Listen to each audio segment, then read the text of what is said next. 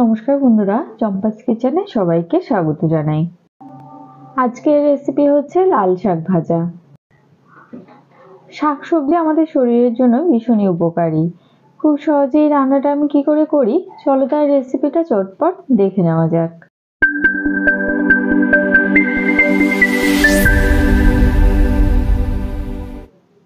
সবার প্রথমে গ্যাস জ্বালিয়ে একটা কড়াই গরমে বসাচ্ছি।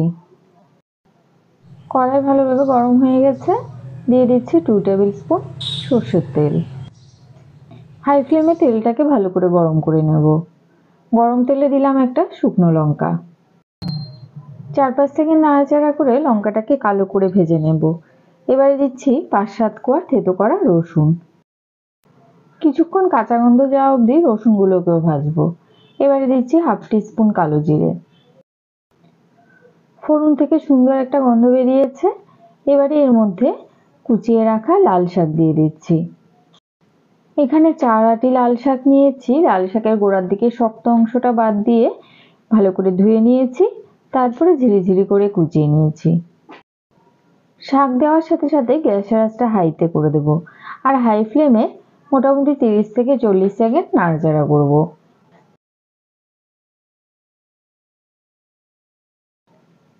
এরই মধ্যেই দেখো শাকটা অনেকটা মজে গেছে।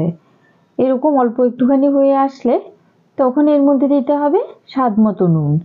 এখানে আমি 1 টিস্পুন পরিমাণ নুন দিয়ে দিচ্ছি। লাল শাকের এমনিতেও যেহেতু একটা নিজস্ব রং রয়েছে, তাই খুব সামান্য হলুদ গুঁড়ো দিলাম। আর কেউ যদি হলুদ গুঁড়ো দিতে অপছন্দ করো, সেক্ষেত্রে না দিলেও চলবে।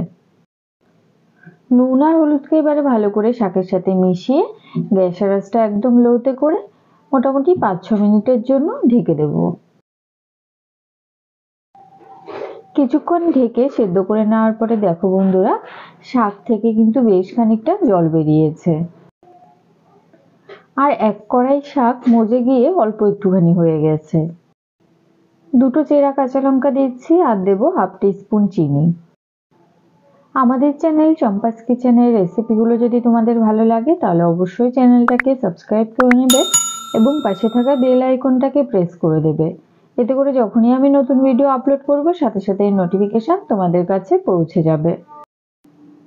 কথা বলতে বলতে এদিকে আমি শাকের মধ্যে সমস্ত কিছু ভালো করে মিশিয়ে নিয়েছি, আর শাকটাকে অনবরত নাড়াচাড়া করছি।